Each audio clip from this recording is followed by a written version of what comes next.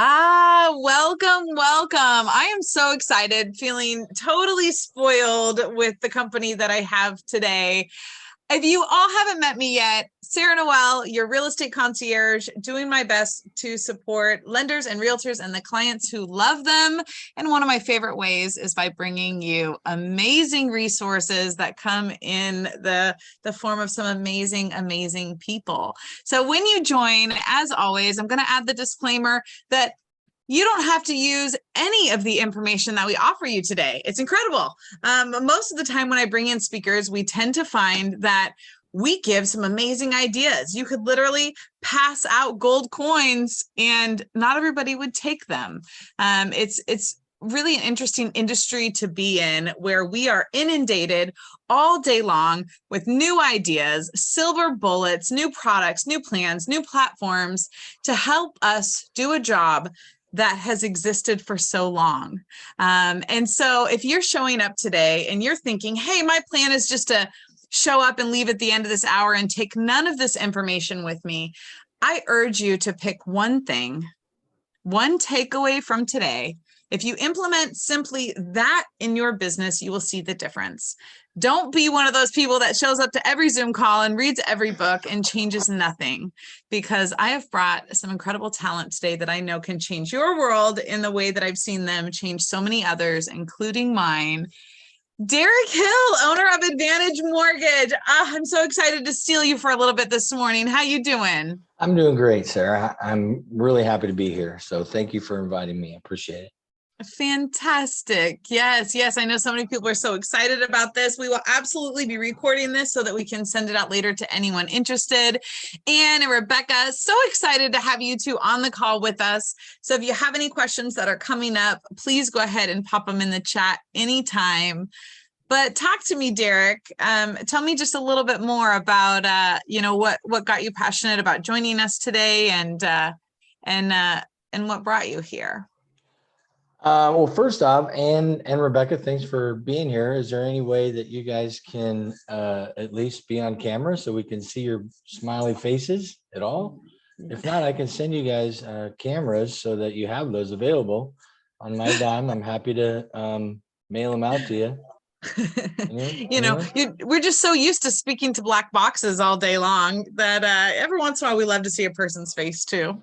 Well, sometimes people forget to put paint on the barn, or they don't want to put paint on the barn, which my dad always used to say to my mom, like, oh, didn't put paint on the barn today, huh? Anyway, all right. So any questions that you guys have? I mean, I want, this isn't about me. This is about helping you guys. So if you do have some questions, just put them in the chat or unmute yourself, and we can at least get those written down so we can answer some of those questions that you might have. Anyone?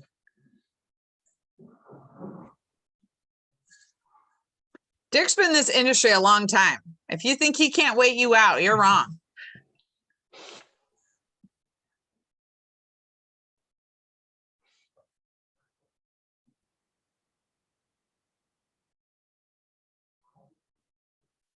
Perfect. Well, I'll follow the chat as it comes in. But let's begin with you, Derek. So for me, I don't know. What was your question again about what got me into this? Is that what you said? Yeah. A little bit about kind of your background and in your lending journey and what brought you here today.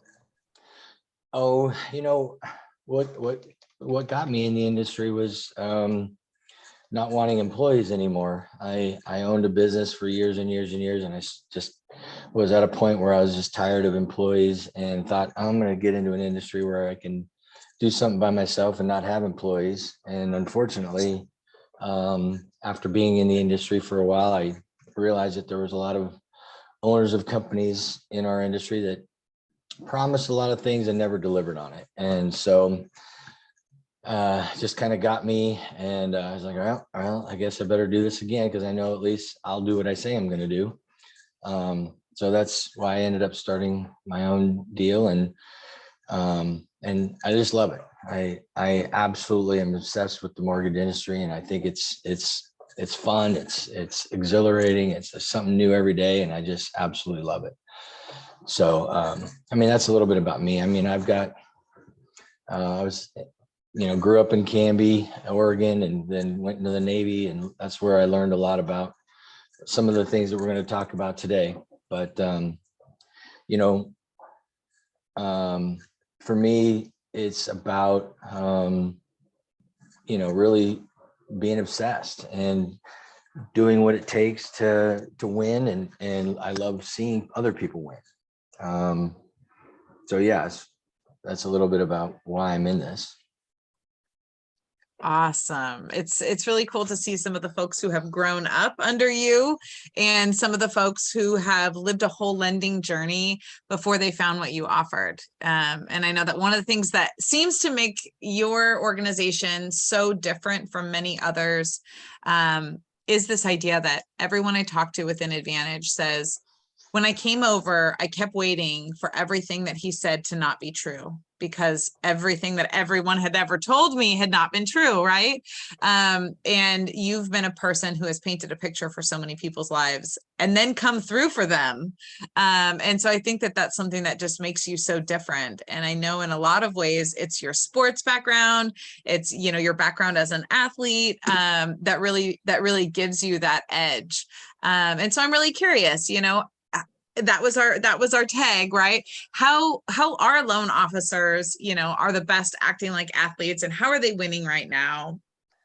What are your thoughts? So yeah, let's kind of get into the whole thing. I think everybody's, asking the same questions. What am I going to do moving forward? There's all these different, everybody's trying to come up with a silver bullet, right? We've talked about this. You said it in your intro. I've said it for years and years and years. Loan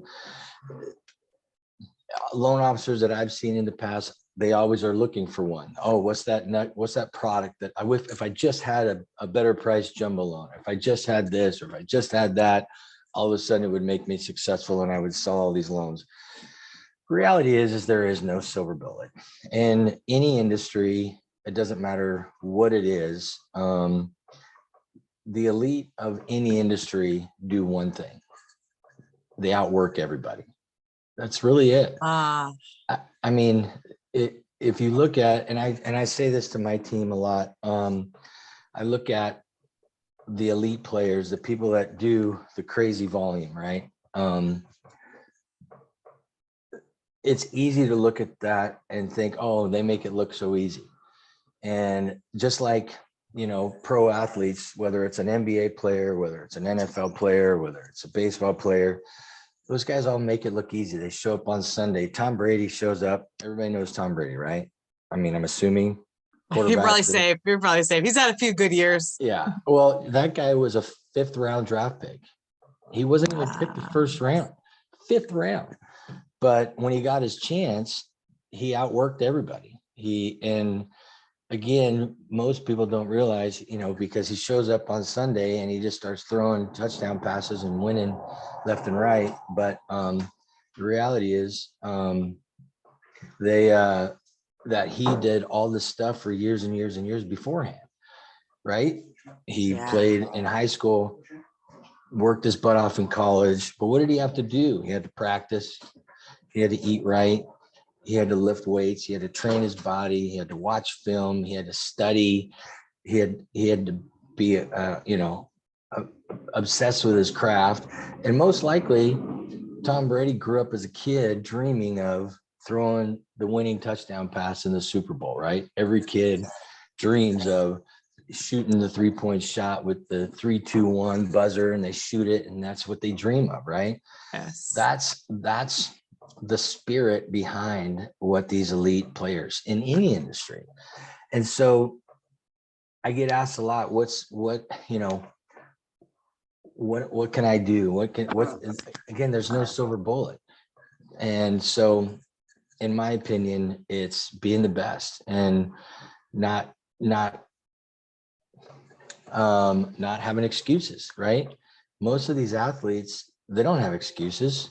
They want to play. They're in the game. they get broken fingers, broken this, they're playing. They're not going to be left out on the sideline. I mean, they don't want that guy that's the backup linebacker getting out on the field, because that guy may take his job. He may look better, right? So they're going to do everything they can to keep that guy off the field.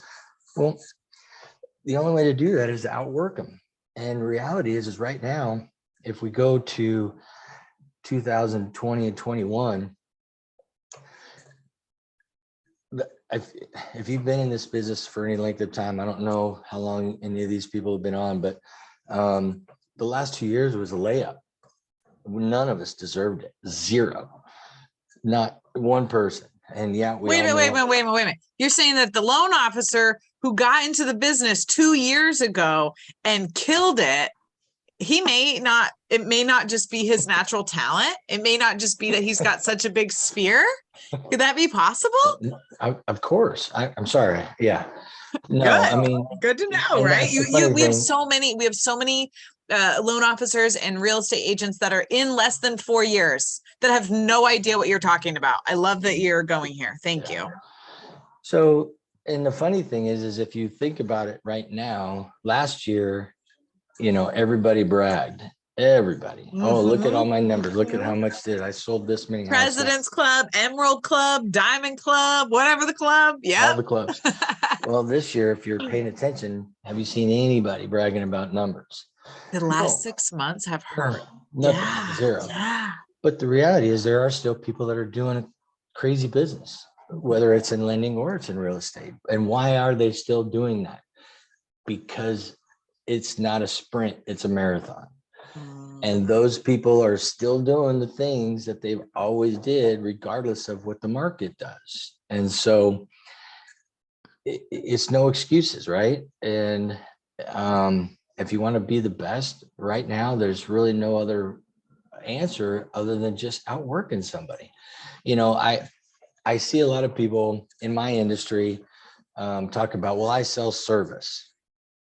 I'm like, okay, so did Nordstrom's. And Nordstrom's out of business right now. Nordstrom sold service and everybody loved it, right? But then they didn't pivot. They didn't stay at their best. They didn't pivot. They thought that their model was going to stay good. And now what? You can't go into a store and get their service because they're gone. Wow. Right? So yeah, now you have to reinvent yourself, but at the same time, just outwork somebody. And no excuses. I don't know. I just always go back to looking at whether I'm a real estate agent or with whatever. If I'm going to sell service, then I better sell service. Like I better have a network of people that a client can call. Like I better have a painter. I better have a plumber. I better have an electrician. I better have all these people, right? That's because I'm going to be a resource for my people that, they need somebody, boom, there you go. Right. Rather than, I don't know, post something on Oregon City Chit Chat. Maybe you'll find whatever you need. Yes. And how funny is it? Like so many people define service so differently, and we don't really talk about what service looks like in the lending industry. Everyone's like, I give service. What does service mean? You're going to call people back timely. You're going to always have a resource for them. You have a big network of people. Service is so thrown around. Who do you see? When we think about service, like, what does that look like? How are the elite players? How do they look different when it comes to service? Like, what is the future of service in lending look like in your mind? Again, it's just being that expert, Yes. knowing underwriting guidelines left and right. Like you said, anybody can call people back in a timely manner. They can do follow-up. They can do weekly status updates. They can do all the stuff, right? We wish they would, right? Well, they can't. We wish they would. Okay, right? here's a funny one. I got a call from a realtor that I don't even work with, that another one of her clients used another lender. That lender, when this client ended up having problems with servicing, that lender never returned their calls, the loan officer. And so this realtor calls me because guess what? She knows that I'm going to answer. I picked up my phone and the client ended up calling me and I answered her questions after the fact. I didn't even refunded the loan. And so this realtor knew that I'm a guy that's going to help regardless. And I'm not going to, it's so crazy to me, but I mean, it's simple stuff like that, right? Having that customer service. I mean, people come into my Canby office all the time. They just walk in. Like, hey, can I ask you this question? Absolutely. I will call this lender on your behalf and we'll talk about this or whatever problem you have, blah, blah, blah, blah, blah. But I mean, those are just the little things, right? But it is the little things that make a difference. I love that. And how about let's go in a little bit deeper because I love you have done service so right. I want to give people a good chance to hear it. Talk about service on one more layer when it comes to the team. You know, sometimes loan officers are building this service word on their own back, right? They're trying to return every call. They're trying to get every document. They're trying to do everything in the name of service. My client gets served by me. Talk about the team. Talk about the service piece around that. Yeah. So another thing that, you know, top producing, whether it's realtors or lenders, they've all dialed in their team, right?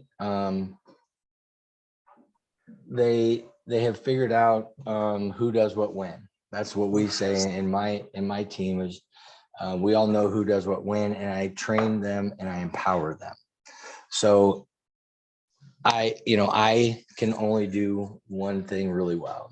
I know my strengths and I know my weaknesses. And so those weaknesses I've hired to have other people fill in those positions to make our team as strong as possible. And I don't sit there and micromanage them. I give them like, here's your job, go. But we train them. We talk about it. We've done this over time and we've all dialed in that who does what when. And most of the time people have teams, but they're not empowered. So it ends up falling back on the loan officer because the team, whether it's an LOA, whether it's a processor, they're not empowered to just go, or they have a fear because they don't want to make a mistake. They go back to the loan or say, hey, can you handle this, rather than them just run with it. But you know, the teams that I see that are most successful have all that figured out, and they take the time to dial it in to where it's a well-oiled machine, and even the customer knows who to talk to. And so, you know, that's a big piece. And you know, I've got a tool, if you want it, I'm happy to send it to you, that breaks it all down on what you need to do and how you need to do it, if that's something you guys are interested in. But yeah, moving forward, it's the reality is it's the little things. It's not the silver bullet. It's literally the little things. It's the daily activities. I don't know how many of you guys have a daily activity tracker. If you need one, I'm happy to send it to you. My team, they all have them and they turn them into me weekly so I could see. And the reality is if they've filled it out completely, 9 times out of 10, that next month they're funding over 3 million every single time. I love that. That is amazing about your organization, that you do measure those daily trackers and you see the difference. Well, look, you took this vacation a couple months ago. It's okay that you don't have any loans today because that was a conscious decision you made 3 months ago, right? Mm-hmm. But people lose sight so quickly that those little so easy every single day. You're just thinking, oh, I want to go find somebody who wants to buy their home tomorrow. No, those people found their loan officer. They found their realtor 6 months ago, you know. Yeah. And again, it's the daily activities. But one thing that people don't put in the front of their mind is the 4-letter word that everybody, well, the 2 4-letter words. I was like, it's an 8-letter word. Sorry. It's an 8-letter word. Database. Oh, you're going to say that word? I thought we were going to get some. I thought you were going to give us something better than that. You're talking about database? Right? Oh, yes. That's just crazy how many people go through and they go to the Street of Dreams, which just happened, and collect all these business cards, and then where do they end up sitting? The business cards, and I'm guilty. Yep, we all are. 100% guilty. Mhm. I got a stack of business cards sitting on my desk, or 20 business cards sitting in my center console. Yep. Where do they go? Do they go into a real machine that now you can follow up with those people? You can, so again, the daily activities that we have, 3 phone calls a day, 5 handwritten thank you cards a day, and we try to set up 2 to 3 meetings a week. And those aren't, oh, can we just have coffee? These are legit build relationship meetings. And so it's that simple, but database is huge. I mean, if you don't, how many times realtors, lenders, they find out somebody else bought a house 3 years later that they helped previously because they didn't follow up. And I know we all talk about it, but nobody religiously works it. And nowadays, that's the silver bullet. It's follow up, build relationships. That's what everybody's doing, and or if they're not doing it, they need to be. Huge. And 2 things I want to say about database. One, I'm always surprised by, we've got that moment, we've got this business card in our hands, and we know that every single contact, let me just draw a line in the sand right now. Every single contact, every single person you've ever met in your life, you should have the goal of putting them in your database. In my phone, I have 2,400 contacts, probably 30 of them are an Uber driver that at some point I was able to get their text number out of them. And now I'm talking to my Uber driver. So I work with agents and lenders all day long, and they say, oh, I'm not going to put this other lender in my database. I'm not going to put this other realtor in my database. You need to stay top of mind with everybody on the entire planet that will allow you to talk to them. And you will be surprised the number of times where a realtor can't represent both spouses in a divorce, right? How many times that any good lender out there knows where their bound stops. And if they don't have a product for somebody, they'd rather be the hero and find another lender who does. And if you're able to, I love seeing the Advantage emails come through. Everyone's talking about this amazing new rural loan. Like, there are so many other loan officers that need to know about that piece. And I think people oftentimes lose sight. It's a data bank.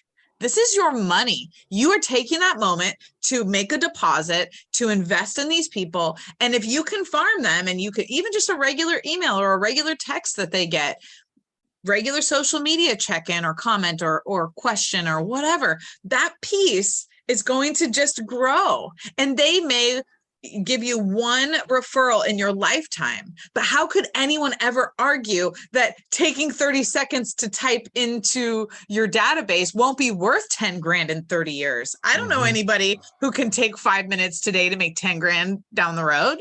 Yeah. So I'm blown away by that piece. And I think sometimes we just lose sight of the idea that we don't need to be there today to tell them, if you want to buy or sell today, I don't want to work with somebody that only wants to work for me today.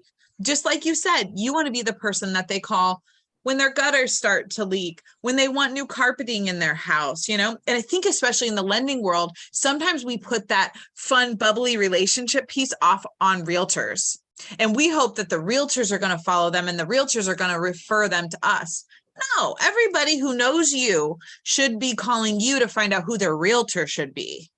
But if you're in social media, just posting this little sliver of what your world looks like and not reminding people, they should be calling you for anything to do with a roof over your head, right? You should know stuff about small, tiny homes right now. You should know stuff about what the cost of rent are right now.